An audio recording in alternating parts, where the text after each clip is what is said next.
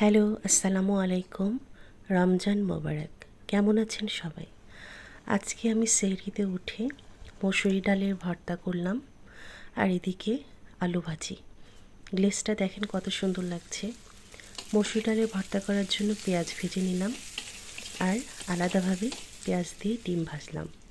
আমি আবার পেঁয়াজ দিয়ে ডিম খেতে অনেক পছন্দ করি। ওর বাবাও অনেক পছন্দ করে। আমার মেজো মেয়ে আবার পেঁয়াজ দিয়ে ডিম খাওয়া পছন্দ করে না। এর মধ্যে আমার প্লেটারটাও রেডি হয়ে গেছে। খাওয়া কমপ্লিট করে নামাজ পড়ে একটু রেস্ট নিলাম।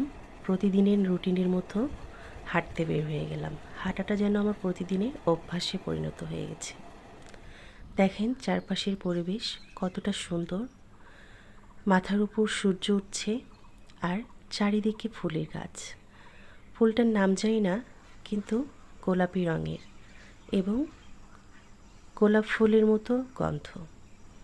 চারপাশে পাখি ডাকছে, আর সকালের আবহাওয়াটা যে কি মারাত্মক সুন্দর।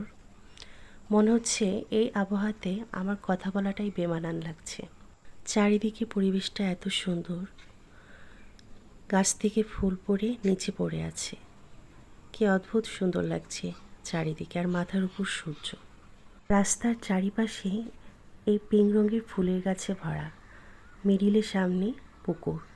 দেখতে যে কি অসাধারণ। হাঁটা শেষ করে বাসায় চলে আসলাম। আপনাদের সঙ্গে একটা শপিংয়ের ছোট্ট বিষয় শেয়ার করতে আসলাম।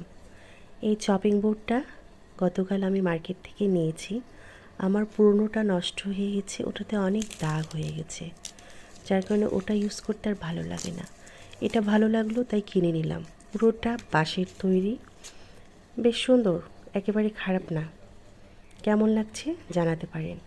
এদিকে গত রাতের অনেকগুলো থালা বাসন জমা হয়ে আছে, এবং বেসিনের পাশটাও একটু ময়লা হয়েছিল।